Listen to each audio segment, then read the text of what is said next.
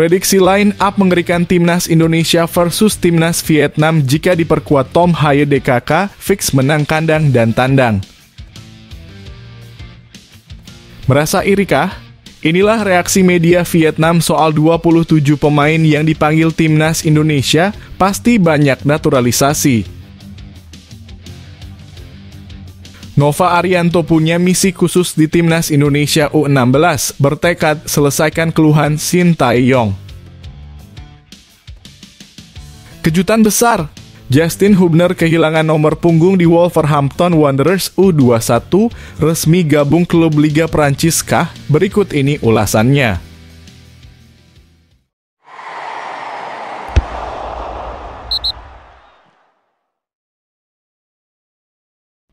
Prediksi line up komplit Timnas Indonesia versus Timnas Vietnam jika diperkuat Tom Haye DKK, fix menang kandang dan tandang. Seperti diketahui, 3 pemain sedang dikebut proses naturalisasinya saat ini. Mereka adalah Tom Haye, Ragnar Oratmangoen, dan Martin Paes. Meski sulit melihat proses naturalisasi ketiganya rampung sebelum tanggal 13 Maret 2024, yakni batas pendaftaran pemain untuk laga Timnas Indonesia versus Timnas Vietnam. Bukan berarti peluang melihat ketiganya tampil melawan Vietnam sudah tertutup. Jika nama-nama ini di luar dugaan bisa bermain melawan Vietnam pada 21 dan 26 Maret 2024, pelatih Timnas Indonesia Shin Tae-yong akan sangat diuntungkan. Dalam pola 3-4-3 andalannya, posisi penjaga gawang mungkin akan langsung dipercayakan kepada Martin Paes. Lanjut ke posisi 3 back sejajar ada Jay Itzas, Jordi Amat, dan Justin Hubner. Di posisi wingback kanan ada Sandy Walsh dan Pratama Arhan di sisi sebelahnya. Untuk posisi 2 gelandang sentral ada Tom Haye dan Ivar Jenner. Sementara untuk pengisi 3 terdepan ada Jakob Sayuri yang mentas sebagai winger kanan, Marcelino Ferdinand winger kiri, dan Ragnar Oratmangoen penyerang tengah. Namun jika ketiganya belum bisa bergabung bulan ini, mereka baru bisa mentas pada Juni 2024. Sesuai jadwal, Timnas Indonesia akan menjamu Irak dan Filipina di lanjutan babak kedua kualifikasi Piala Dunia 2026 zona Asia.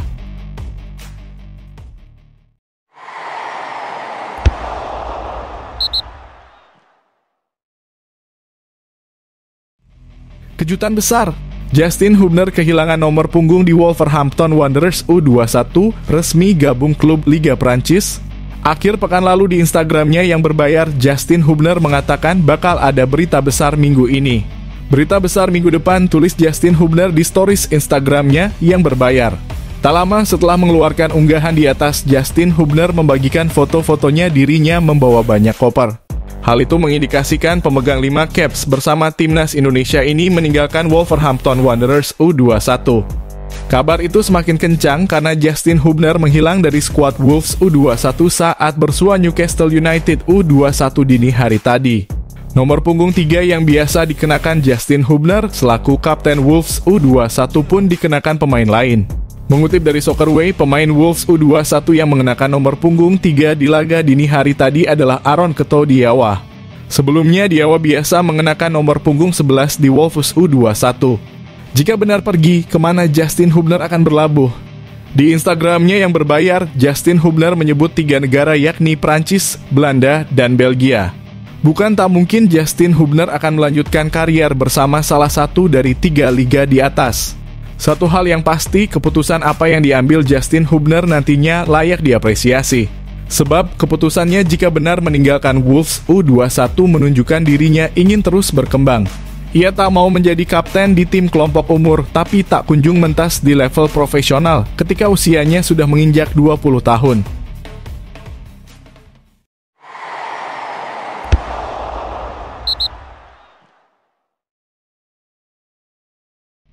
Kabar bahagia, DPR RI setujui proses naturalisasi Martin Paes, Tom Haye, dan Ragnar Oratmangoen. Dewan Perwakilan Rakyat Republik Indonesia menyetujui proses naturalisasi 3 pemain keturunan yakni Tom Haye, Ragnar Oratmangoen, dan Martin Paes. Hal itu diungkapkan Wakil Ketua DPR RI, Sufmi Dasko Ahmad saat sidang paripurna DPR RI pada Selasa siang waktu Indonesia Barat. DPR RI terima surat dari Presiden tentang permohonan pemberian kewarganegaraan 3 pemain keturunan Indonesia dan sudah disetujui DPR, tulis akun Instagram @footballindonesia. Lantas, apalah Tom Hye, Ragnar Oratmangoen, dan Martin Paes langsung menjalani sumpah WNI setelah mendapatkan persetujuan di atas? Jawabannya belum. Selanjutnya, Komisi I3 dan ex-DPR RI akan mengadakan rapat soal proses naturalisasi Tom Hye, Ragnar, dan Paes. Paling cepat, dua komisi itu langsung merapatkan proses naturalisasi ketiganya pada Rabu, 6 Maret besok. Setelah rapat, selanjutnya menunggu keputusan Presiden. Jika Kepres sudah keluar, agenda selanjutnya adalah mengambil sumpah WNI. Dan setelah mendapat paspor Indonesia, mereka harus menunggu perpindahan federasi. Sekarang yang jadi pertanyaan, apakah nama-nama di atas bisa memperkuat timnas Indonesia melawan Vietnam pada 21 dan 26 Maret ini? Peluangnya bisa dibilang sangat kecil. Sebab pendaftaran pemain untuk laga timnas Indonesia versus Vietnam dikabarkan ditutup pada 13 Maret 2024. Sementara di tanggal tersebut, kemungkinan besar Kepres baru keluar, sehingga masih ada dua proses yang harus dilewati.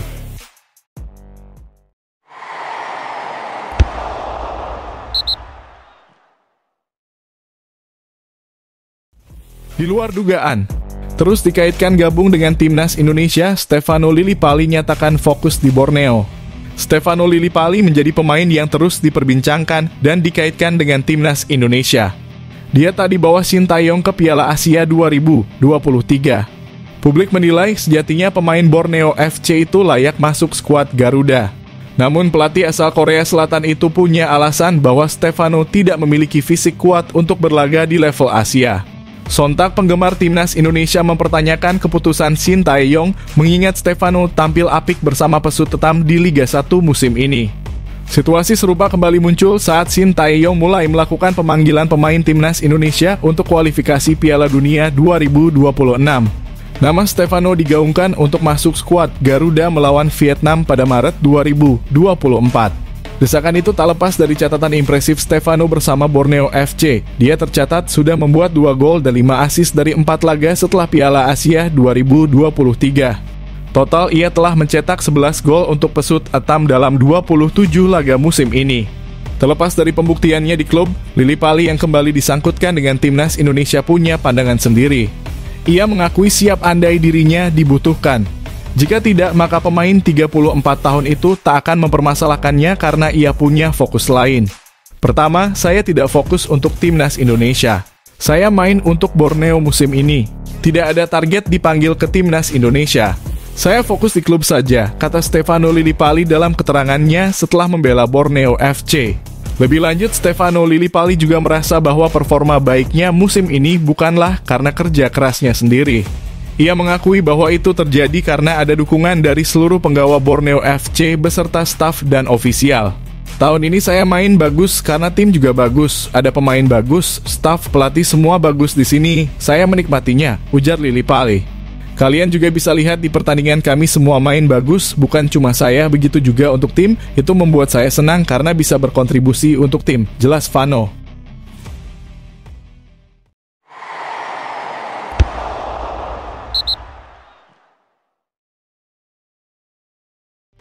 Kabar baik untuk Sintayong. Pelatih Persis isyaratkan siap lepas Ramadan Sananta ke Timnas U23 Indonesia. Sebagai informasi, Timnas U23 Indonesia bakal tampil di Piala Asia U23 2024 pada bulan April mendatang. Ajang ini rencananya digelar di Qatar mulai 15 April hingga 3 Mei 2024. Namun sayang sempat muncul masalah terkait pemanggilan pemain. Beberapa tim Liga 1 dengan terang-terangan mengungkapkan keberatan melepas pemainnya. Pasalnya, tak sedikit pemain U23 yang menjadi tumpuan utama tim Liga 1 musim ini. Terlebih musim Liga 1 musim ini sudah hampir mencapai ujungnya. Sehingga semua tim tentu berharap tak kehilangan pemain. Sementara itu, kabar baik kini diperoleh Sintayong. Kabar baik tersebut datang dari Persis Solo. Pelatih Persis Milomir Seslija mengisyaratkan siap melepas pemainnya ke Timnas U23 Indonesia, termasuk Ramadan Sananta. Hal itu disampaikan Milomir Seslija tepat setelah laga melawan PSM. Milomir Seslija menjelaskan bahwa dirinya tak terlalu memusingkan terkait siapa saja pemain yang siap bertanding. Menurutnya, perubahan susunan pemain justru memberikan keuntungan karena lawan tak bisa membaca strategi yang dimiliki Persis. Tidak penting untuk pemain yang bermain, apakah pemain muda atau tidak. Seperti hari ini, kita memainkan 3 pemain U23. Kemudian lawan Barito mungkin kita lihat nanti karena kalau kita memainkan skema yang sama, lawan akan membaca taktik kita, ucap Milomir Seslija.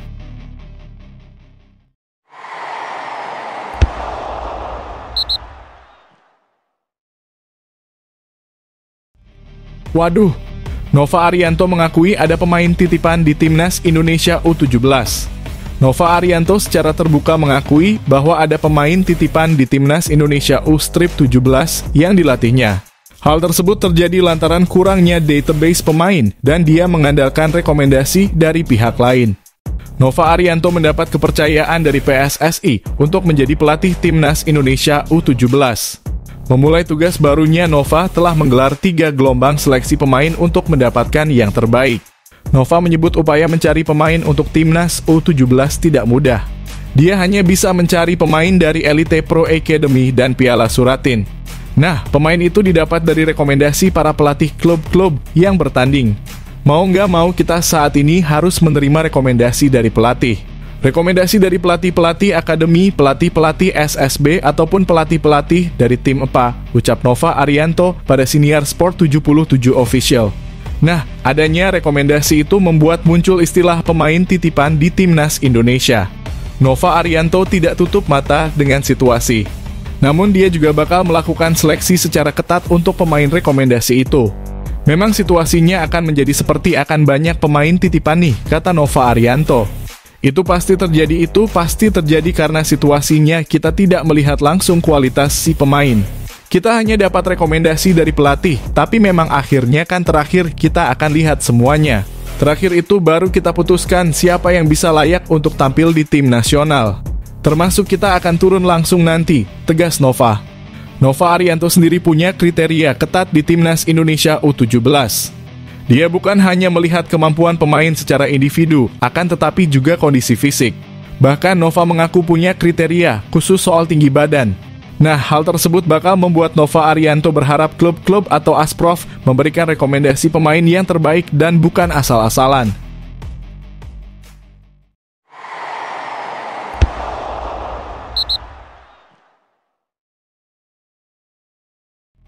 Bikin bangga. Tampil memukau, 7 pemain Timnas Indonesia dilirik para pemandu bakat Eropa. Dalam 2 tahun terakhir, ternyata sukses mendapatkan perhatian dari banyak pemandu bakat di benua Eropa. Dilansir dari akun Twitter @xchoting, sebanyak 7 pemain Timnas Indonesia senior dikabarkan diminati atau sedang dalam pemantauan para agen dan tim pencari bakat dari klub-klub Eropa. Sejatinya ada 10 pemain yang turut dipantau oleh tim pemandu bakat tersebut. Namun 3 di antaranya merupakan mantan pemain Timnas Indonesia U17 yang kini naik kelas ke kelompok umur U20.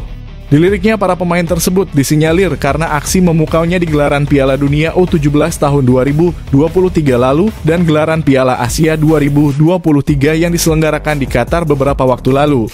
Pemain dengan potensi sepak bola Asia naik daun dan Timnas Indonesia punya beberapa pemain untuk masa depan, tulis akun Twitter @xchoting.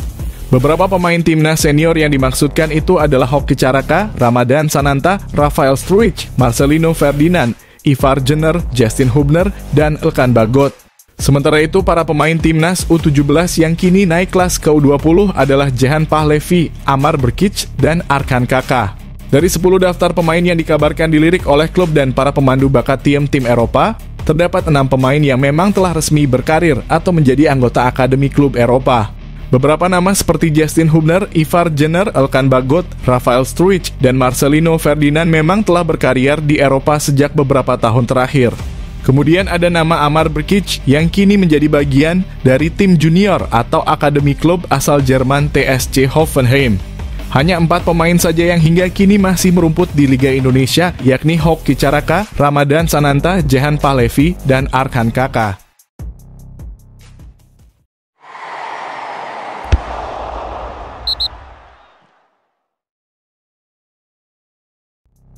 Merasa iri? Reaksi media Vietnam soal 27 pemain yang dipanggil Timnas Indonesia pasti banyak naturalisasi. Publik Vietnam menerka komposisi pemain Timnas Indonesia usai diumumkan pemanggilan 27 pemain oleh Ketua Badan Tim Nasional Sumarji.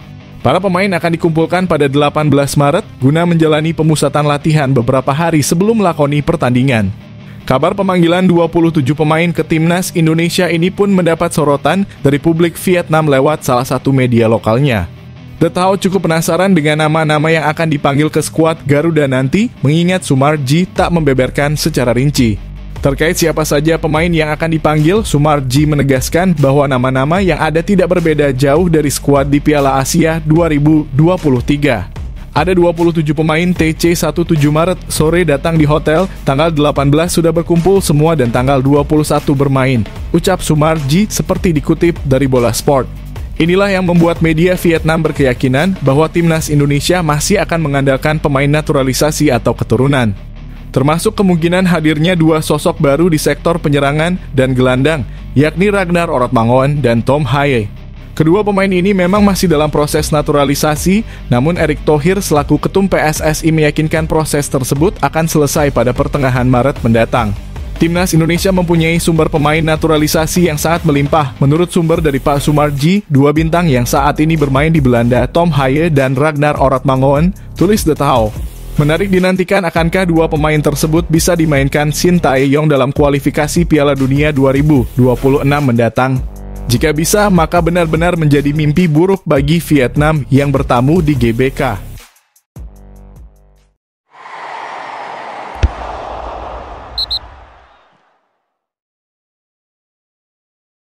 Tampil gemilang saat debut sebagai starter, Asnawi Mangkualam masuk Team of the Week Liga Thailand. Kapten Timnas Indonesia Asnawi Mangkualam terpilih dalam tim terbaik Liga Thailand pekan ke-20. Kabar tersebut dikonfirmasi oleh Instagram resmi milik Thai League pada Selasa kemarin. Asnawi Mangkualam menjadi bek kiri dalam 11 pemain terbaik pekan ke-20 Liga Thailand dalam formasi 3-4-3. Asnawi memang tampil cemerlang pada pekan ke-20 Liga Thailand. Saat itu Asnawi tampil sebagai starter saat Port FC bertandang ke markas Khon Kaen United. Laga tersebut juga menjadi kesempatan pertama Asnawi menjadi starter. Sebelumnya, pemain 24 tahun tersebut kerap masuk menjadi bangku cadangan. Sejauh ini, nama Asnawi belum bisa menggusur pesaing terkuat di pos bek kanan Port FC. Pos tersebut dihuni oleh bek utama timnas Thailand, Subhanan Burerat. Posisi bek kiri bukanlah cerita baru dalam karier Asnawi Mangkualam. Selama 3 musim berkarier di Korea Selatan, Asnawi beberapa kali dipercaya sebagai bek kiri. Asnawi pun mampu menjawab dengan tampil solid pada laga tersebut. Penampilannya membantu Port FC mengamankan clean sheet di markas Khon Kaen United. Sayangnya Port FC gagal mengamankan kemenangan pada laga ini dengan hanya meraih hasil imbang. Hasil imbang itu membuat Port FC masih bercokol di posisi kedua dengan catatan 40 poin.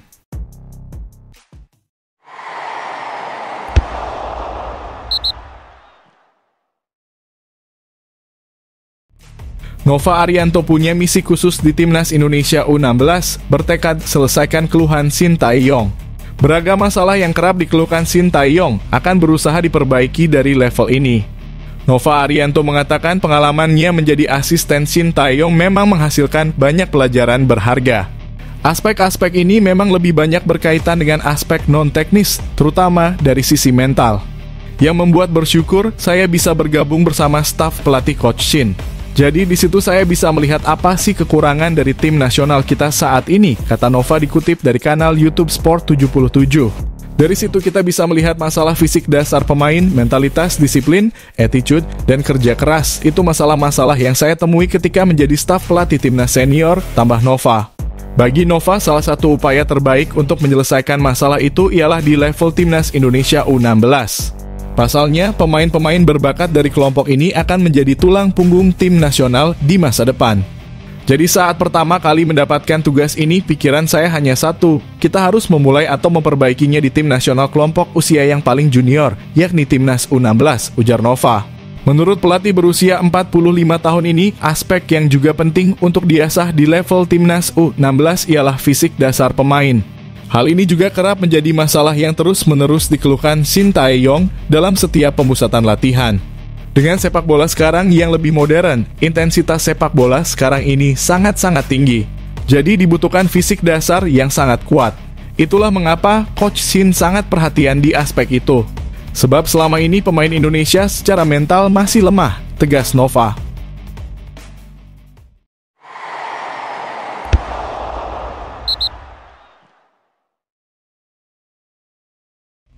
Semoga lekas sembuh. Shin Tae-yong coret Saina Patinama dari timnas Indonesia karena cedera. Shin Tae-yong disebut tengah menimbang pemanggilan Saina Patinama ke timnas Indonesia untuk 2 laga kualifikasi Piala Dunia 2026. Pasalnya, Patinama disebut mengalami cedera bersama klubnya yakni KAS Open. Indonesia akan memainkan pekan ketiga dan 4 kualifikasi Piala Dunia 2026 zona Asia 21 dan 26 Maret mendatang. Pada 2 laga lanjutan grup F itu, Indonesia akan berhadapan dengan Vietnam. Pemain 25 tahun itu absen saat KAS Open berjumpa Anderlecht pada lanjutan Liga Belgia akhir pekan lalu. Dia absen karena cedera. Cederanya tidak serius, kabarnya masih tergolong ringan, namun dia perlu untuk istirahat, kata pengamat sepak bola Bung Ropan. Menurut Bung Ropan, kondisi Patinama masih belum pasti. Belum ada keputusan yang dibuat oleh Shin Tae-yong soal Patinama apakah akan dipanggil ke timnas Indonesia atau tidak.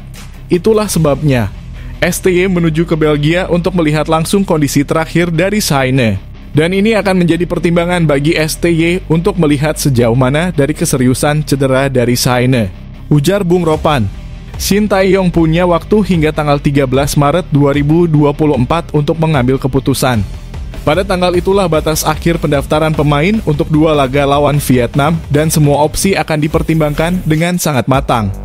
Skenario terburuk bagi timnas Indonesia adalah Patinama absen karena cedera atau tak bisa bermain pada laga tanggal 21 Maret.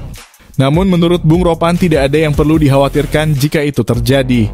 Masih ada Pratama Arhan kalau bermain di kiri, syukur-syukur kalau Nathan Jo itu sudah cepat diurus, diambil-ambil sumpahnya, kemudian pengurusan perpindahan federasi cepat, jelas Bung Ropan.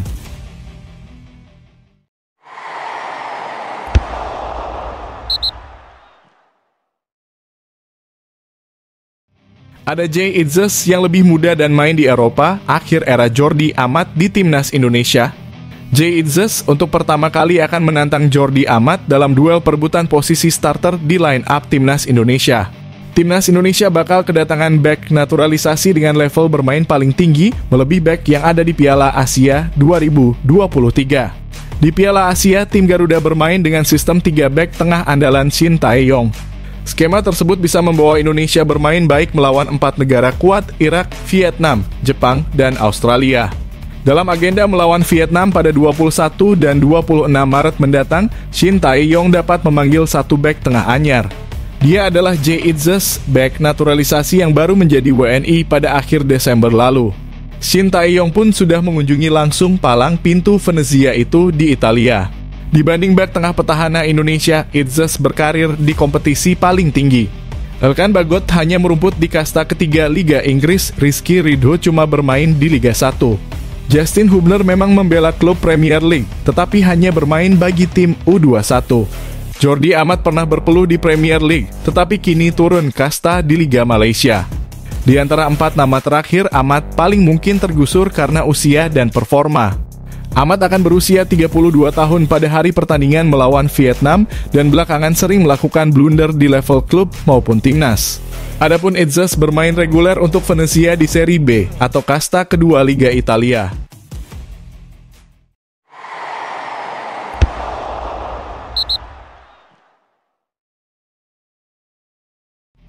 Jelang laga timnas Indonesia versus Vietnam, rumput stadion utama GBK jadi sorotan serius. Seperti diketahui, timnas Indonesia akan melanjutkan perjuangannya di putaran kedua grup F kualifikasi Piala Dunia 2026 zona Asia yang kembali dihelat pada Maret 2024 ini.